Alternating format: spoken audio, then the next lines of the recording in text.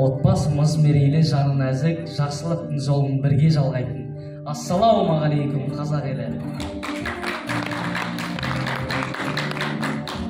Сәлем бердім Жамбыл ата жеріне, бір алла деп келдік біздер жеңуге.